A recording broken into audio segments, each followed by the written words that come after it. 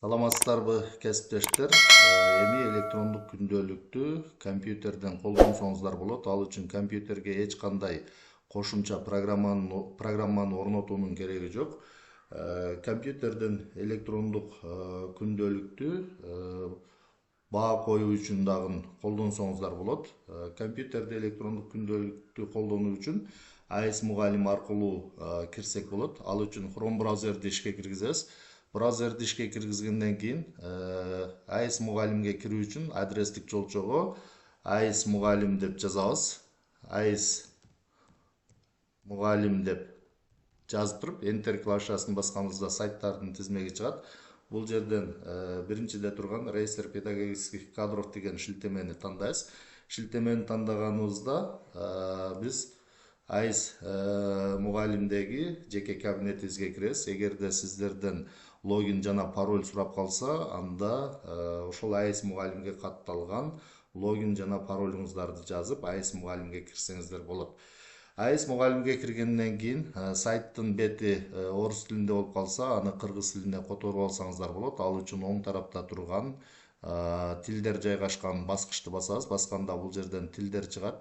Кыргыз тилине которуу үчүн кыргыз дегенди тандайбыз. Тандаганыбызда сайттын бети кыргыз тилине которулуп калат. Эми электрондук күндөлүккө кирүү үчүн ошол сайттын бетиндеги оң тарапта турган 9 чекитти басабыз. 9 чекитти басканыбызда бул жерден электрондук күндөлүк Сценарий кампа серия 1 деп чыгат. Эгер сиз систем багытындагы эмес предмет болсоңуз, бул жерден серия 1 чыкпай калышы мүмкүн.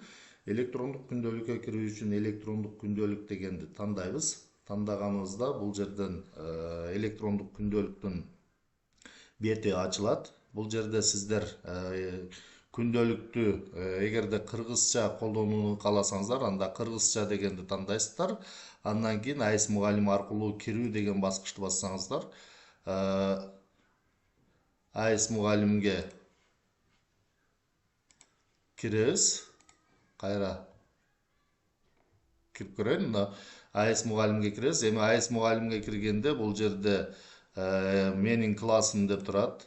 Бул жерден эгер сиз класс жетекчи болсоңуз, ушул жерден өзүңүздүн классыңыз тууралуу маалыматтарды топтосоңуз болот жана иштесеңиз болот.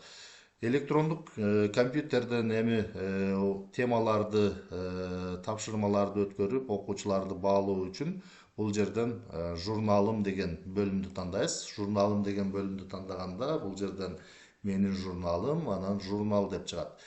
Бул жерден темаларды өткөрүп, окуучуларды баалоо үчүн менин журналым деген бөлүмдү тандайбыз. Бөлүмдү тандаганыбызда бул жерден сиздердин сабактарыңыздардын жүгүртмөсү чыгат. Өзүңүз берген сабактардын жүгүртмөсү чыгат. Кайсы күнү сабак бар болсо, бүгүн мына жума күнү, демек жума күнкү күн саргыч түстө болуп турат. Демек бүгүн ушул сабактар болуп атат. Эми темаларды, тапшырмаларды өткөрүп, окуучуларды кантип баалайбыз? Мисалы, ушул предмет боюнча темаларды өткөрүп, окуучуларга баа коюу үчүн мыштын көрсөткүчүн ошол предметке алып барып, мыштын сол жак баскычын 2 жолу тез-тез басабыз. 2 жолу тез-тез басканыбызда бул жакта сабак жөнүндө маалымат деген терезе чыгат. Бул жерде кайсы предмет, ким берет, кайсы класс, күнү, канчанчы сабак, саат канчадан канчага чейин бардык маалыматтар көрүнүп турат.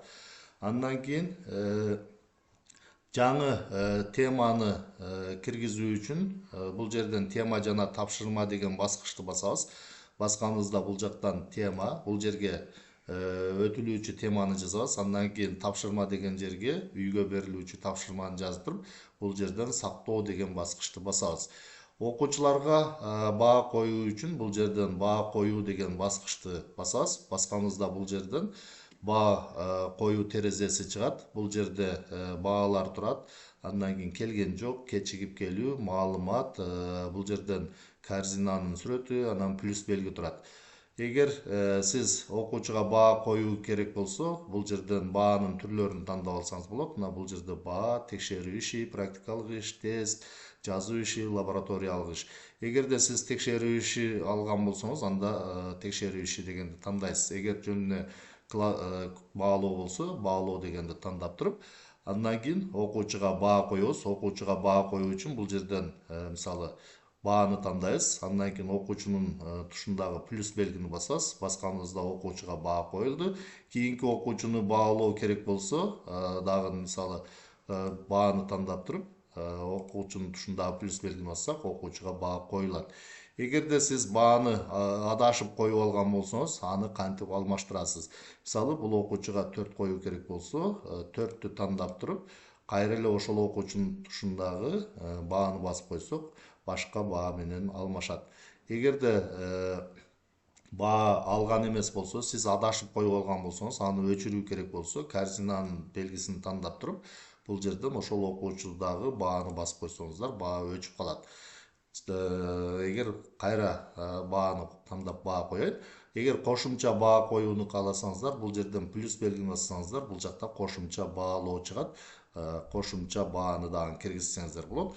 Бардык бааларды койгондон кийин бул жерден баарын сактоо деген баскычты басып сактасаңыздар болот.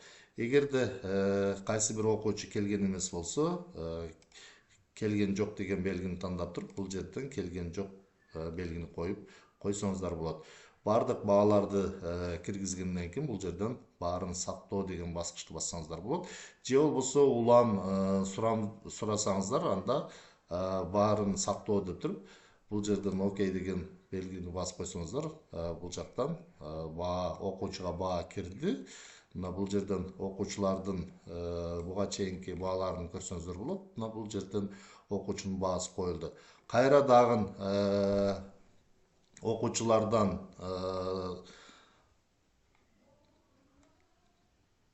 темаларды окуучулар баа алса, кайра дагы баа коюу керек болсо, кайра эле баа коюу деген басып туруп, кийинки окуучуларга бааны коюп, саптап киргизип койсоңуздар болот.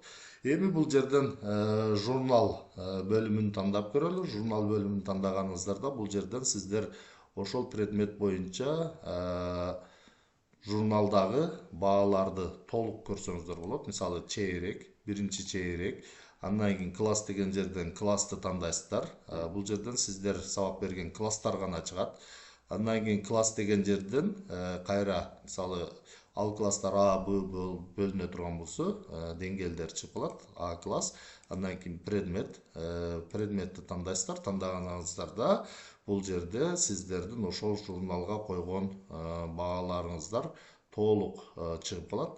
Бул жерден сиздер журнал боюнча толук маалыматтарды көрсөңүздөр болот.